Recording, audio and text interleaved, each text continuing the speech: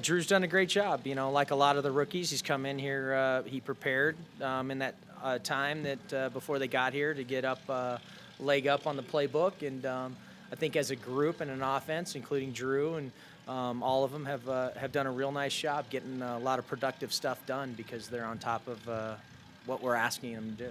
What should the play call can be difficult to get from the huddle? How do you help a quarterback lead the I mean, it's funny is that's the world we live in nowadays. A guy plays in the spread offense and he doesn't huddle in high school or college. It's going to take time. Those are, it's the hardest thing to do on the planet, in my opinion, to do it well. And part of that is being able to call plays and visualize, and that takes work. And that's what they pay us to do, and that's what they pay him to do. And we have to work together to get that done. And it's exciting. He's got the mind for it, and it won't be a problem in the long run. He had said that he wanted to work on that last night, like looking in the mirror, making calls, and trying to get better at today. Did you feel like you took a step forward in that period of time? Yeah, it's just, it's very difficult, to transition to do all the things you're asking in them, and in a 24 hours you're crash coursing it. There's going to be a natural progression where you feel comfortable with all players, and no doubt once you realize what you're faced with and you can actually be within it and sense what it's going to take, the good ones always find a way to figure out what it's going to take to make themselves be the best they can be. And I think that's probably what he realized yesterday, and he went back and he realized, hey, this is what I got to get real good at in the next coming days and the rest of my career. And he was up for the challenge. On his college tape, what steps stood out, particularly as a senior?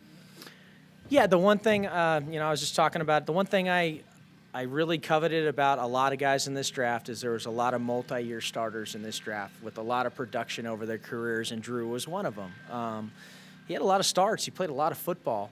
That experience in the SEC goes a long ways, and I think that he's a natural arm talent, and I think that was obvious to everyone. That's why he was was rated the way he was, and people thought so highly of him. But as a person, an individual, meeting him, getting to know him, all those characteristics, you add up the sum of it, you see a lot of upside, and that's the kind of person you want to invest in. What about Juwan Winfrey, who didn't have the production, the big production anyway in college, but that's around, maybe you make a pick on potential, high skill set? Yeah, it's fortunate for us that he was in our backyard, and a lot of individuals upstairs. I think Matt Russell was on it very early, and to his credit, it's the University of Colorado is right down the road. It's his alma mater. He knows guys, and you know what a guy's made of. And a guy faces injuries, and things happen in a program. And if the guy's playing another year and he catches 65 balls, you may think of him differently. But he's the same guy that he would have had he not had those things, faced those adversities. So far he's done great. I'm excited to have him. We're very fortunate that he fell to us, and look forward to what he brings to the organization. What do you like about Brett Rypien? Like I said about Drew, I thought this was a very deep draft class because there were a lot of guys who had started a lot of games, and I just value that greatly. And I think you can evaluate a person and what they're made of and how they play the game. And Brett had those same qualities. He was tough. He was competitive. He played in a very good program. They coached their guys very well at Boise. And he did a lot of great things, and he started a lot of games, and it was very easy to evaluate that.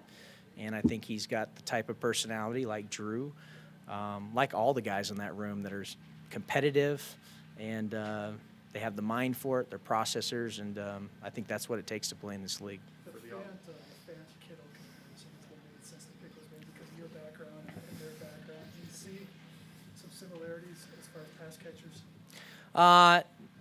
Not really, honestly. They're to me, they're kind of different players, and both special in their own way. Like all players that have unique traits. You have to have the type of offensive system that can accentuate those traits, that can see how they fit within them. And I think that obviously Noah's athletic. He's competitive. He's there's a lot of tight ends at Iowa. It's the same thing that happened to Kittle. Their production gets diminished. Their reps get diminished.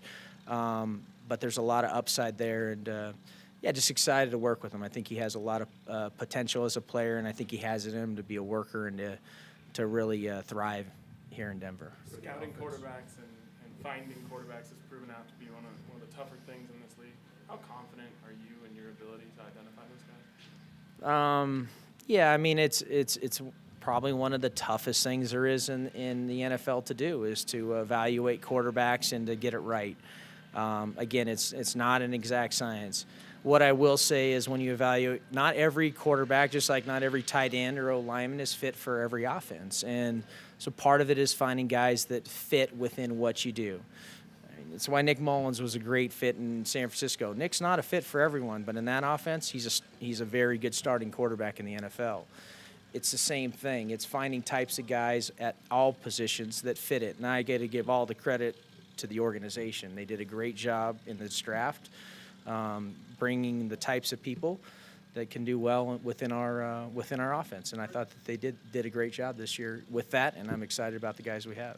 After a couple more guys, when you look at quarterbacks, can you gauge composure like when you're meeting right now? Yeah, I think like anything, there's again, like I said, the more starts a guy has in college, I think sometimes it's a lot easier to evaluate certain things, and the fewer starts, they can still be great players and all that, but it's a little harder to prognosticate sometimes, and I think that that's a quality that you try and evaluate.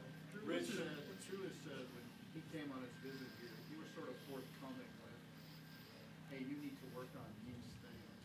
That doesn't happen a lot in a lot of visits. Why is that important to you? I think honestly it was a great visit. It was myself and John were in the room and TC McCartney, and we got to spend some quality time. And I think that when you're investing in an individual, it's about getting to know them.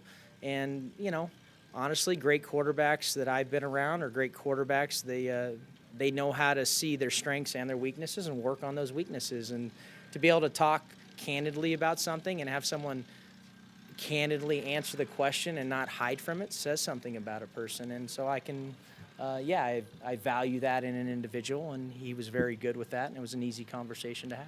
Best one more, please. Rich, with Vic being a defensive guy, how much of this playbook is you? Yeah, I mean, I think that the great part about Vic and our relationship, how it's evolved since we've known each other, is he sees something in certain types of offense that he values, and I think that he saw the type of style that Kyle Shanahan had run, and there was a respect for that style, and that's what he wanted, I think, as a head coach in his offense. And I think that combined with Mike Munchak's expertise and what he brings to this with myself and Mike's experience, we've been able to put together an offense that we all are excited about building with the types of players we have.